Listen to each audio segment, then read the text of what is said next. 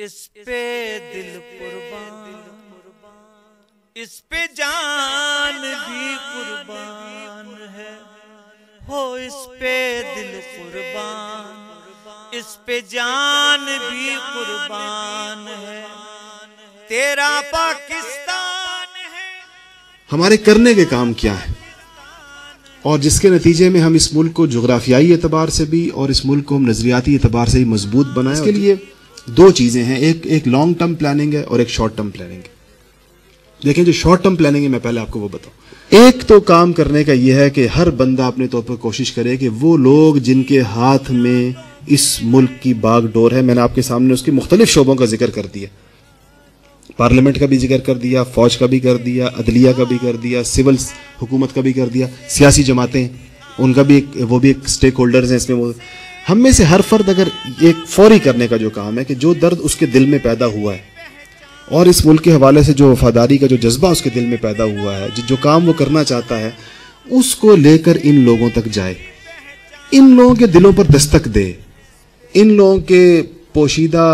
شریفانہ جذبات بیدار کرنے کی کوشش کرے، ان کو ان کی ذمہ داریوں کا احساس دلائے اور درد دل سے پہنچائے بھی دعوت ضرور مؤثر ہوتی ہے۔ آخر وہ بھی اس ملک کے باسی ہیں، ان میں سے بیشتر لوگ بھی مسلمان ہیں، ان کے اندر بھی ایک ضمیر ہے، ان کے اندر بھی ایک اپنے بچوں کو کی دنیا اور آخرت کی یہ چیز ہر انسان میں ہوتی ہے، چاہے بے شک وہ گناہ گار ہوں گے، کوئی بندہ ہو سکتا ہے گناہ گار، لیکن میں نے عرض کیا کہ اس خطے میں آنے والے ہمارے اسلاف اپنا پیغام لے کر ہندوؤں کے پاس آئے تھے، اپنا پیغام لے کر بدھوں کے پاس آئے تھے، مشرکین کے پاس آئے تھے، کروڑوں دیوتاؤں کی پوجا کرنے والے کے پاس آئے تھے، اور شرک سے بڑا دنیا میں کوئی گناہ نہیں ہے۔ تو یہ تو ہمارے بھائی بند ہیں، یہ تو ہمارے دوست احباب ہیں، یہ تو ہمارے جیسے لوگ ہیں۔ ہم نے آج تک شاید اس حوالے سے کوئی کام نہ کیا ہو کہ ہم ان لوگوں تک رسائی حاصل کریں جس کی جہاں تک ہے، جس کی جس تک ہے۔ یہ جتنے شعبے میں نے آپ کے سامنے پیش کی، اور وہاں جا کر یہ بات کہیں، یہ بات رکھیں اس کے سامنے کہ یہ وقت آ گیا ہے کہ ہم اپنی ذاتی اغراض سے بلند ہو جائیں۔ اگر ابھی بھی ہم اپنے ذاتی اغراض سے بلند نہیں ہوں گے تو اور کون سا وقت آئے؟ جو لانگ ٹرم کام ہے، جس کے اثرات 20-25 سال کے بعد نکلیں گے، وہ وہی ہے جو یہاں پر ہم بار بار جس کا ہم تذکرہ کرتے ہیں، اور یہ ہم کرتے رہیں گے جب تک کہ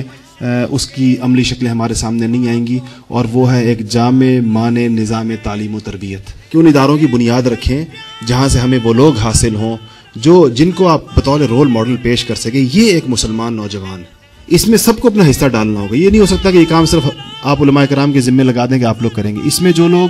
ظاہر بات ہے وہ اسکول ہوگا، اور ظاہر بات ہے وہ دانشگاہ ہوگی، تعلیمی ادارہ ہوگا، اس کو پڑھانے والے اساتذہ چاہیے، اس کو اچھے مضامین پڑھانے والے لوگ چاہیے، اس کو تربیت کے لوگ چاہیے، اس کو قرآن و سنت پڑھانے والے لوگ، تو ہمارے یہ معاشرے کے تمام لوگوں کا اس کے اندر ایک کنٹریبیوشن ہونا چاہیے۔ ان تعلیمی اداروں کے لیے کوشش کرنی چاہیے، اور 2-3-4 بھی ایسے معیاری اور اونچے درجے کے بن گئے تو اس انشاءاللہ پھر وہ پوری دنیا میں، پورے پاکستان میں اس کے پھیلنے میں دیر نہیں لگے گی۔ اگر کوئی بندہ کہتا ہے کرپشن آپ کا سب سے بڑا مسئلہ ہے، یقیناً ہے، اس کا حل بھی یہی ہے، صالح لوگ آئیں گے کرپشن نہیں کریں گے۔ اسلام میں امانت اور دیانت کے کتنے اونچے اصول ہمارے سامنے موجود ہیں، اور کتنی اجتماعی اموال سے اور دوسرے کے مال سے حفاظت کی کیسی مثالیں موجود ہیں، وہ نہیں ہوگا۔ اگر آپ کہتے ہیں بدامنی ہمارا سب سے بڑا مسئلہ ہے، اس کا حل بھی یہی ہے، جو صالح لوگ وہاں سے پیدا ہوں گے، نہ وہ کسی کے مال کے درپے ہوں گے، نہ وہ کسی کی جان کے درپے ہوں گے۔ بدامنی کیسے پیدا ہوتی ہے؟ جب لوگ دوسرے کی جان، مال اور آبرو کے درپے ہو جاتے ہیں۔ اس کے پیچھے ظاہر بات ہے جو آدمی جس کی صحیح تربیت ہوئی ہے وہ کسی کے جان، مال اور آبرو پر کیوں ہاتھ ڈالے گا؟ وہ تو اس کے بچانے والا ہوگا، اس کو پامال اور ضائع کرنے والا تو نہیں ہوگا۔ تو جس مسئلے کو بھی آپ اٹھائیں گے اور جس مسئلے کو بھی آپ بیان کریں، تو اس کی جڑ یہی نکلے گی کہ جی آپ کے پاس وہ نرسریاں ہونی چاہیے، وہ تعلیمی ادارے ہونے چاہیے جہاں سے وہ لوگ نکل سکے جو اس ملک کی باغ ڈور سنبھالے۔ اگر اس پر دونوں پر ہم کام شروع کر دیں، لانگ ٹرم پر بھی اور شارٹ ٹرم پر بھی، تو انشاءاللہ امید ہے کہ یہ جو جس منجدھار میں کشتی پھنس گئی ہے، اللہ تعالیٰ اس سے نکال دیں گے، اور آگے سفر انشاءاللہ عافیت کے ساتھ ہوگا۔ ہو اس پہ دل قربان، اس پہ جان